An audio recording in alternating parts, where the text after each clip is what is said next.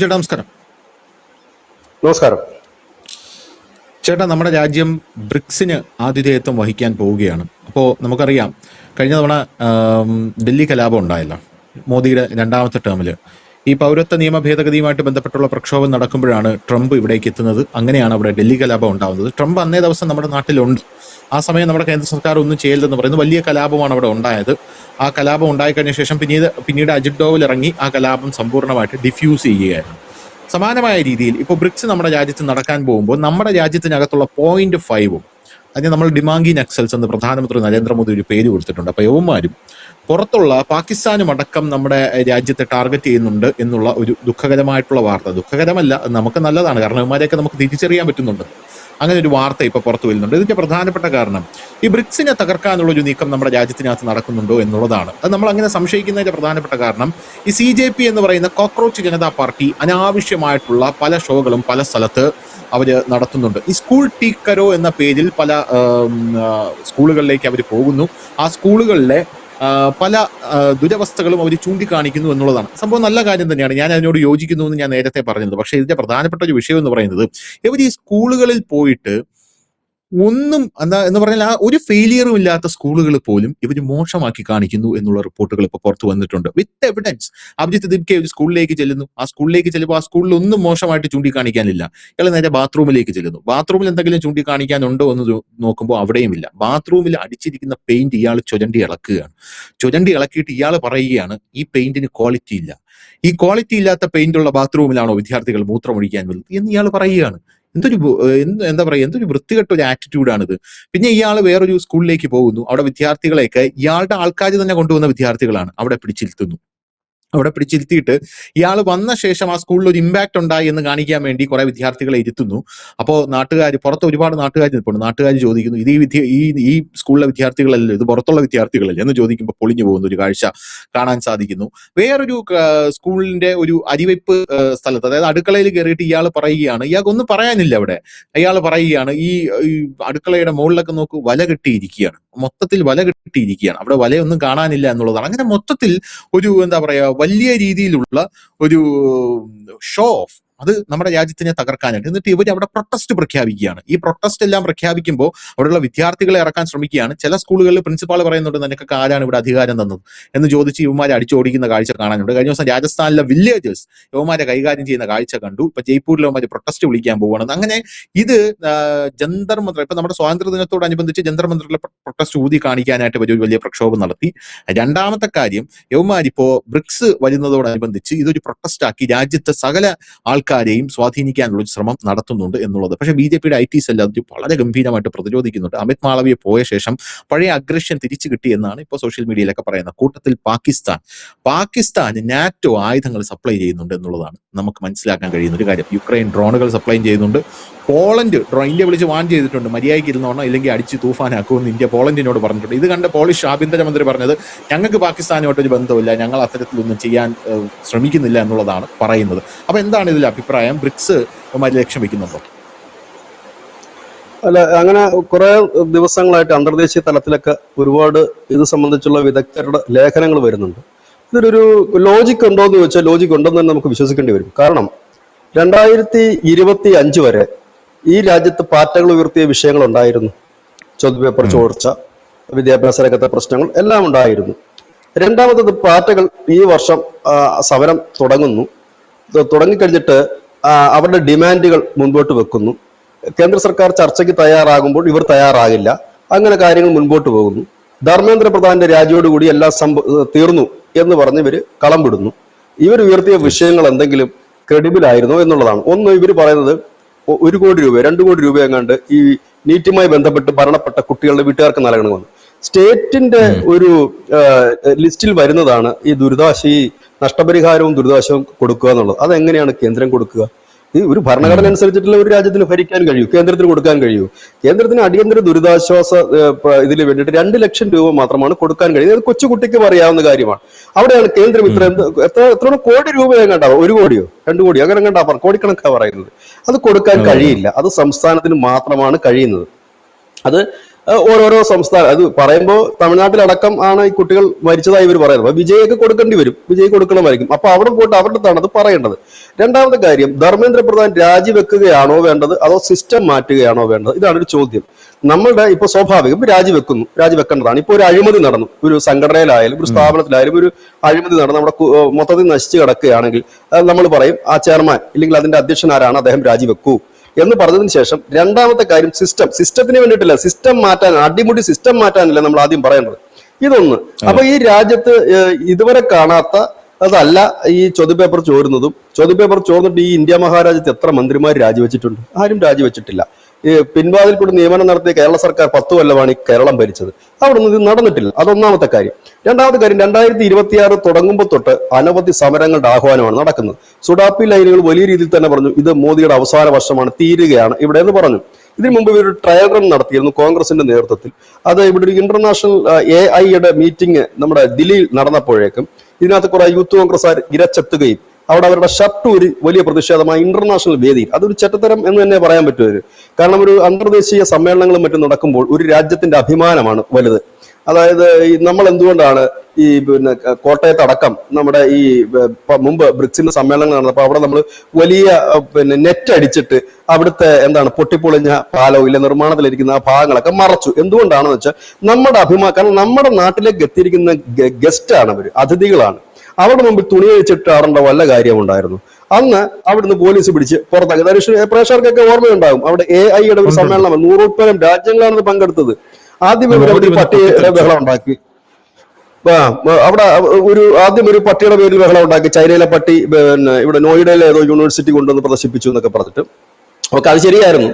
രണ്ടാമത്തേത് ഇവര് അവിടെ വന്നിട്ടൊരു ഷോ കാണിച്ചു. അങ്ങനെ ചെയ്യാൻ പാടില്ലാത്ത കാര്യം. ഇപ്പൊ നമ്മുടെ കേരളത്തിലാണെങ്കിലും ഇപ്പൊ ട്രംപിന്റെ മരുമോൻ വരുമ്പോ അതിന് മുമ്പിൽ പോയി കിടന്ന ആഭാസത്തരം കാണിക്കുന്ന അടികൊള്ളാത്തതിന്റെ കുഴപ്പം തന്നെയാണത്.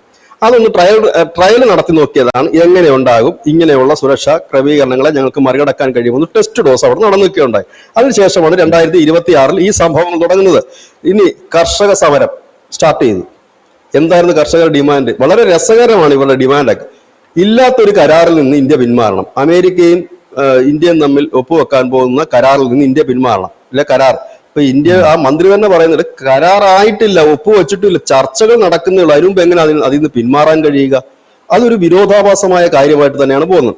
മൂന്നാമത്തെ കാര്യം, E20 എന്ന് പറഞ്ഞിട്ട് E20 പാർട്ടി എന്ന് പറഞ്ഞിട്ട് ഒരു പാർട്ടി കൊണ്ടുവന്നു. എന്താ ഈ ആ പാർട്ടിയുടെ അവസ്ഥ? എന്താ E20യുടെ ബഹളം ഇപ്പൊ എങ്ങും കേൾക്കുന്നില്ലല്ലോ. കേന്ദ്ര സർക്കാർ ഈ മറുപടി കേന്ദ്ര സർക്കാരിന് സംഭവിച്ചെന്ന് വെച്ചാൽ ആ മറുപടി ഇപ്പോൾ പറയേണ്ട മറുപടി നേരത്തെ പറയണമായിരുന്നു. പ്യുവർ പെട്രോൾ ഉണ്ട്, നിങ്ങൾക്ക് വേണ്ടവർ പ്യുവർ പെട്രോൾ പോയി അടിക്കുക, ഇത്രയും രൂപ കൊടുത്ത് അടിക്കുക. എഥനോൾ വേണ്ടവർ ആ പെട്രോൾ അടിക്കുക. ഇപ്പൊ എന്താ ആർക്കും വേണ്ട E20യുടെ കരച്ചില്? E20 ഇപ്പൊ ആരും കരയുന്നില്ലല്ലോ. എവിടെയെങ്കിലും കാണുന്നുണ്ടോ? സുഡാപ്പികൾ പോലും ആ കരച്ചിൽ നിർത്തി. ഇത് ഒന്നാമത്തെ കാര്യം, കേന്ദ്ര സർക്കാരിന്റെ ഭാഗത്ത് കുറെ തെറ്റുണ്ട്. ഇവർക്ക് വാ തുറന്ന് പറഞ്ഞൂടെ, ഇത് ഇങ്ങനെയാണ്, എല്ലാ രാജ്യത്തും ഉണ്ട്, പ്യുവർ പെട്രോൾ വേണ്ടവർക്ക് അടിക്കാം. എന്താണ് അതിന് പറഞ്ഞ സൂപ്പർ പ്രീമിയം, അത് വേണ്ടവർക്ക് അത് അടിക്കാം, E20 വേണ്ടവർക്ക് അത് അടിക്കാം എന്ന് പറഞ്ഞാൽ തീർന്നു. ഇത് പറഞ്ഞു ഗഡ്കരി പറഞ്ഞു കഴിഞ്ഞപ്പോഴേക്കും, സുരേഷ് ഗോപി പറഞ്ഞു കഴിഞ്ഞപ്പോഴേക്കും, കാരണം അദ്ദേഹം പെട്രോളിയം സഹമന്ത്രി കൂടിയാണ്, പറഞ്ഞു കഴിഞ്ഞപ്പോൾ പ്രശ്നം തീർന്നു. E20 പാർട്ടി തീർന്നു. അത് കഴിഞ്ഞിട്ട് വേറൊരു പാർട്ടി വന്നിരുന്നു. എന്താണ് ലേറ്റസ്റ്റ്? ദിമാഗി നക്സൽ പാർട്ടി. അതും ഇപ്പൊ കേൾക്കാനില്ല. കാരണം ഇന്നലെ രാജസ്ഥാനില് ഇവന്മാരെ തല്ലി ഓടിച്ച് ജനം പറഞ്ഞത് നീയൊക്കെ ദിമാഗികളാണെന്നാണ് പറഞ്ഞത്. നീയൊക്കെ നക്സലാണ്, നിന്റെയൊക്കെ രാഷ്ട്രീയം കളിക്കാനുള്ളതല്ല ഞങ്ങളുടെ സ്കൂളുകൾ. ഈ സ്കൂളുകളൊക്കെ അഥവാ പോരായ്മ ഉണ്ടെങ്കിൽ പോലും ഈ ജനം കൈക്ക് കൈ പൈസ ഇട്ടാൽ പോലും നടപ്പാക്കാനുള്ളതേ ഉള്ളൂ എന്ന് പറഞ്ഞുകൊണ്ട് ഓടിക്കുന്നൊരു കാഴ്ച. അപ്പൊ ഇവർക്ക് തന്നെ മനസ്സിലായി ഇവര് ദിമാഗികളാണെന്ന്. അപ്പോഴാണ് ഇവര് പേര് വരും ദിമാഗ്. എന്തിനാണ് ഈ പിന്നെ ഇതിനോടൊപ്പം തന്നെ FCRയുടെ പേരിലും ഒരു വിഭാഗം ഇറങ്ങി. മറ്റു വിഭാഗങ്ങൾ FCR എല്ലാവരെയും ബാധിക്കുന്നതാണ്, ഹിന്ദുവിനെയും ക്രിസ്ത്യാനിയും മുസ്ലിമിനെയും സിഖിനെയും ജൈനെയും. പക്ഷെ അവിടെ ക്രിസ്ത്യൻ വിഭാഗം ഇറങ്ങിയിട്ടുണ്ട്, ബാക്കി ആരും ഇറങ്ങിയിട്ടില്ല. അതായത് ഒരു അവസാനത്തെ കലാശക്കൊട്ടിന് ഇവരെല്ലാം 0.5 ഇറങ്ങിയിരിക്കും. ഇത് നമ്മുടെ രാജ്യത്ത് നടക്കുന്ന 0.5 കുറിച്ചാണ് ഞാൻ ഇത്രയും പറഞ്ഞത്. ഇനി നമ്മളുടെ പ്രധാനപ്പെട്ട ശത്രുവായ പാകിസ്ഥാൻ, ചൈന, ബംഗ്ലാദേശ്, ഈ 3 രാജ്യങ്ങളും ഒരു നല്ല അവസരം പാർത്തിരിക്കുന്നു. ഏത് നിമിഷവും ഒരു സംഘർഷം ഉണ്ടാകാൻ, ഒരു യുദ്ധത്തിന്റെ വക്കിലാണ് ഇപ്പോൾ നമ്മുടെ രാജ്യം എന്ന് പറയുന്നതിൽ ഒരു തെറ്റും ഇല്ല. ഒരുപക്ഷെ അത് മാധ്യമങ്ങൾ ഈ വാർത്തകളൊന്നും ടേക്കപ്പ് ചെയ്യാത്തതുകൊണ്ടായിരിക്കും ആർക്കും ആ ഒരു ഫീൽ ഉണ്ടാകാത്തത്. ഇല്ലെങ്കിൽ നമ്മുടെ രാജ്യത്തുള്ള നമുക്കുള്ള ഒരു കോൺഫിഡൻസ് ഉണ്ട്. നമ്മുടെ രാജ്യം, നമ്മുടെ പ്രധാനമന്ത്രി ഇല്ല, നമ്മുടെ സൈന്യം അടിച്ചൊതുക്കാൻ കപ്പാസിറ്റി ഉള്ളവരാണെന്നുള്ള കോൺഫിഡൻസ് ഉള്ളതുകൊണ്ടാണ് നമ്മൾ ആ ഒരു വാർത്തകളിലേക്ക് ശ്രദ്ധിക്കാത്തത്. ഇവിടെ ശ്രദ്ധേയമായ ഒരു കാര്യം എന്ന് വെച്ചാൽ ബ്രിക്സ് ഉച്ചകോടി നടക്കുന്നു. നിർണായകമായ മീറ്റിംഗ് ആണ് സെപ്റ്റംബറിൽ, അടുത്ത മാസം നടക്കുന്നത്. 21 മറ്റോ ആണ് പെഷസ്കിയാൻ എത്തുന്നുണ്ട്, ഷീ ജിൻപിങ് വരുന്നുണ്ട്, പുടിൻ വരുന്നുണ്ട്. അങ്ങനെ ആ ഒരു മീറ്റിംഗിന്റെ പ്രധാന അജണ്ടയായി പറഞ്ഞു കേൾക്കുന്നത് അറിയില്ല, അജണ്ട അവർ ഒഫീഷ്യലായിട്ട് ഡിക്ലെയർ ചെയ്തിട്ടില്ല. പ്രധാനമായി പറഞ്ഞു കേൾക്കുന്ന ഒരു അജണ്ട എക്കണോമിക് ആണ്. അതായത് സാമ്പത്തിക നയ രൂപീകരണവും സാമ്പത്തികമായ ചില പ്രഖ്യാപനങ്ങളും ഉണ്ടാകും. അതിലൊന്ന് ഈ ബ്രിക്സ് രാജ്യങ്ങൾ അങ്ങോട്ടും ഇങ്ങോട്ടും അവരുടെ നാണയത്തിൽ വിനിമയം നടത്താനുള്ള ഒരു പ്രഖ്യാപനം ഇതിലുണ്ടാകും. അതുണ്ടായി കഴിഞ്ഞാൽ അമേരിക്കയെ സംബന്ധിച്ച് അത് വലിയ ഡാമേജ് ആണ് വരുത്തുന്നത്. ആ ഒരു ഡാമേജ് ഒഴിവാക്കാനും ബ്രിക്സ് സമ്മേളനം അലങ്കോലമാക്കാൻ, കാരണം ബ്രിക്സിന്റെ സമ്മേളനം ഇവിടെ നടന്നില്ല, ഈ വർഷത്തെ ബ്രിക്സ് സബ്മിറ്റുകളും മറ്റുള്ള കാര്യങ്ങളും കുളമായി പോകും. അതായത് ഇപ്പോൾ എന്ന് പറഞ്ഞു കഴിഞ്ഞാൽ നോക്കൂ, ആ ബ്രിക്സിൽ പങ്കെടുക്കുന്ന രാജ്യങ്ങളെ നോക്കൂ. ഒന്ന് ഇറാൻ, അമേരിക്കയുടെ ബദ്ധശത്രു; ചൈന, അമേരിക്കയുടെ ബദ്ധശത്രു; പുടിൻ, അമേരിക്കയുടെ ബദ്ധശത്രു; പിന്നെ ഇന്ത്യ, അത് അമേരിക്കയുടെ അകമയുള്ള ശത്രു, പുറമേ കാണിക്കുന്നത് ചിരിച്ചു കാണിക്കും, അകത്ത് ശത്രുത വെക്കുന്ന രാജ്യം. ഇവരെല്ലാം കൂടാണ് ഒന്നിക്കുന്ന ഒരു വേദിയിലേക്ക്. അപ്പൊ അതിനെ തടയിടുക, അവിടെ ഒരു പ്രഖ്യാപനം ഉണ്ടാകരുത്. കാരണം ഈ ബ്രിക്സ് രാജ്യങ്ങളുടെ മീറ്റിങ്ങുകളൊക്കെ ഇപ്പോഴും നടക്കുന്നുണ്ട്, പക്ഷെ അവിടെ ഒരു പ്രഖ്യാപനം ഉണ്ടാകരുത്. കാരണം ആ പ്രഖ്യാപനത്തിന് അമേരിക്ക നൽകേണ്ടി വരുന്ന വില വളരെ വലുതായിരിക്കും. കാരണം ഇറാൻ ഉൾപ്പെടെ അവിടെ പങ്കെടുക്കുമ്പോൾ സോഫ്റ്റ് ആയിട്ടൊരു പ്രസ്താവന ഈ രാജ്യങ്ങളുടെ ഭാഗത്തുനിന്ന് ഉണ്ടാകുമെന്ന് പ്രതീക്ഷിക്കാൻ കഴിയും. അപ്പൊ അതിനെ തകർക്കുന്നതിന് ഏറ്റവും എളുപ്പമുള്ള മാർഗം പാകിസ്ഥാനാണ്. പാകിസ്ഥാൻ ഒരു കൊട്ടേഷൻ ടീമാണെന്ന് ഞാൻ എപ്പോഴും പറയാറുണ്ട്. ആര് പൈസ കൊടുത്താലും എന്ത് പണിക്കും അവന്മാർ ചെയ്യും.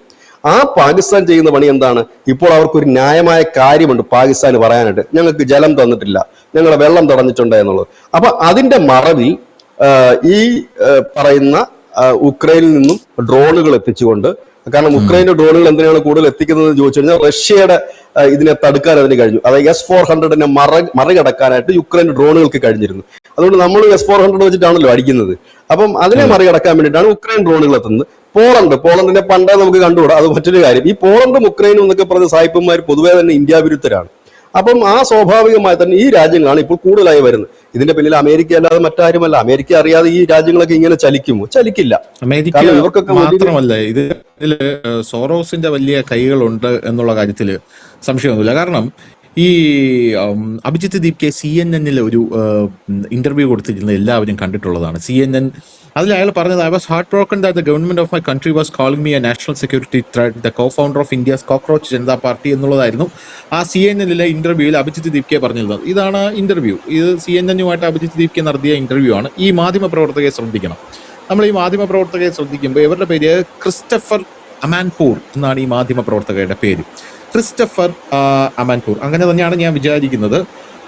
ക്രിസ്റ്റ്യൻ അമാൻപൂർ, ഇതാണ് ഈ മാധ്യമ പ്രവർത്തകർ. ഇവരാരാണ് എന്ന് നമ്മൾ പരിശോധിച്ച് നോക്കണം. ഇവരാരാണെന്ന് പരിശോധിക്കുമ്പോൾ she had deep rooted connection with George Soros എന്നുള്ളതാണ് നമുക്ക് മനസ്സിലാക്കാൻ സാധിക്കുന്നത്. ജോർജ് സോറോസ് ഫൗണ്ടേഷനുമായിട്ട് ഡീപ്പ് റൂട്ട് കണക്ഷൻ ഉള്ള ഒരു മാധ്യമ പ്രവർത്തകയാണ്. CNN മാധ്യമ പ്രവർത്തകയാണ്. The connection between Christiane Amanpour and George Soros is institutional rather than personal. Media watch dog and research report have highlighted that Amanpour serves on the board of directors for the Center for Public Integrity. Center for Public Integrity എന്ന് പറയുന്ന ഒരു non profit investigative journalist ഓർഗനൈസേഷനാണിത്. ഈ organisation centre for Public integrity, ഇതിന്റെ board of ഡയറക്ടേഴ്സിൽ ഒരാളായിരുന്നു ഈ Christian അമൻപൂർ എന്ന് പറയുന്ന വ്യക്തി.